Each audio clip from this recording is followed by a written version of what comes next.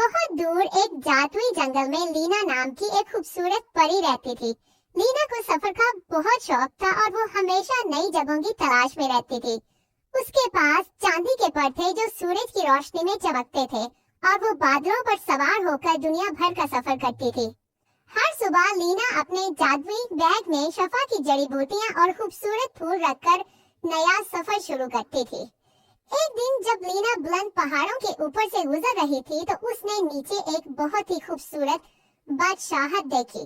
लेकिन अजीब बात यह थी कि वहां की गलियों में कोई औरत नजर नहीं आ रही थी। ये क्या बात हुई? लीना ने सोचा, यहाँ की औरतें कहाँ हैं? वो नीचे उतरी और एक बूढ़े आदमी से पूछा। बूढ़े आदमी ने आहा भरी और कहा, ए नेक परी, हमारी बादशाहत पर एक अजीब बीमारी का असर है। 3 साल पहले यहाँ एक वबा फैली थी जिसकी वजह से तमाम औरतों के बाल गिर गए हैं। वो शर्म की वजह से अपने घरों में छुप कर रहती हैं। हमारे हकीमों और डॉक्टरों ने बहुत कोशिश की है लेकिन कोई फायदा नहीं हुआ। अब तो लोगों ने उम्मीद ही छोड़ दी है। लीना का दिल दर्द से भर गया। वो बोली, मुझे यकीन है कि इस बीमारी का इलाज मौजूद है। मैं जरूर कोई रास्ता निकालूंगी।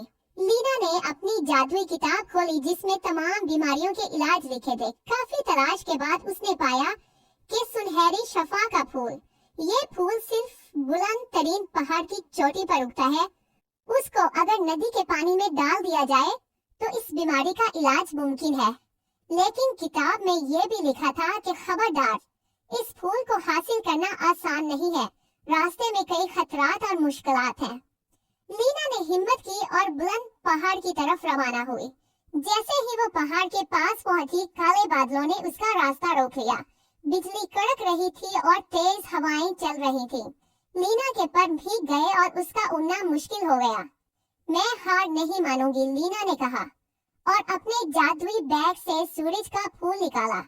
उसकी रोशनी से काले बादल हट गए और रास्ता साफ हो गया। जब लीना पहाड़ के दरमियान में पहुंची तो अचानक शदीद बर्फबारी शुरू हो गई। ठंड इतनी तेज थी कि उसके पैर जमने लगे। लीना ने अपने दिल में बादशाहत की औरतों को याद किया जो अपने घरों में छुप कर रो रही थी। उसके दिल में गर्मी इतनी बढ़ी कि बर्फ पिघलने लगी। पहाड़ की चोटी के करीब पहुंचकर लीना को काले शैतान परिंदों का सामना हुआ। वो इस पर हमला करने लगे और चीखते हुए कहने लगे कि वापस चली जाओ, ये फूल हमारा है। लीना ने मोहब्बत का गीत गाया। उसके गीत की मिठास सुनकर शैतानी परिंदे खामोश हो गए और रास्ते से हट गए। आखिरकार लीना पहाड़ की चोटी पर पहुंच गई। वहां एक छोटा सा बाग था जिसमें सुनहरी शफा के फूल खिल रहे थे। लेकिन पहाड़ के नीचे से एक सुनहरी सांप निकला जो दरअसल उस बाग का मुहाफिज था। सांप ने गुस्से में कहा, ये फूल हर एक के लिए नहीं है। इनकी ताकत सिर्फ उसके हाथों में जा सकती है जो खुद कुर्बानी देने को तैयार हो।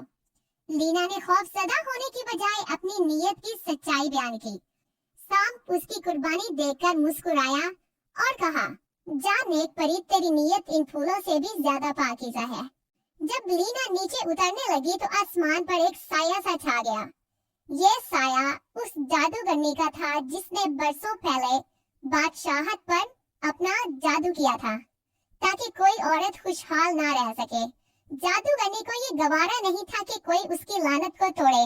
लेकिन लीना ने नहायत अक्लमंदी से शफा के फूलों की रोशनी को अपने गिर्द एक दायरे में फैला लिया।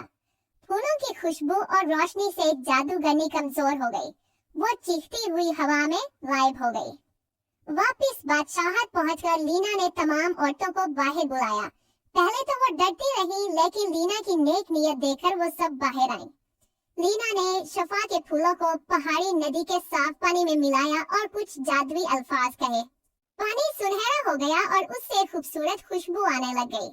जब औरतों ने ये पानी अपने सरों पर लगाया तो फौरी तौर पर नए बाल उगने शुरू हो गए।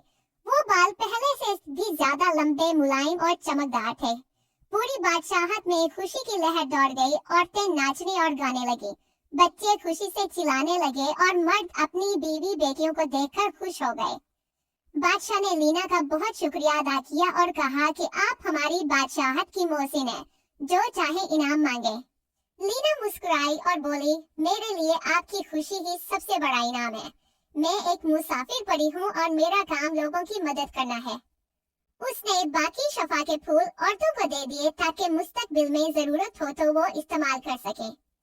अगली सुबह लीना ने अपने चांदी के पर फैलाए और नए सफर के लिए तैयार हो गई। पूरी बादशाह के लोग उसे अलविदा कहने आए।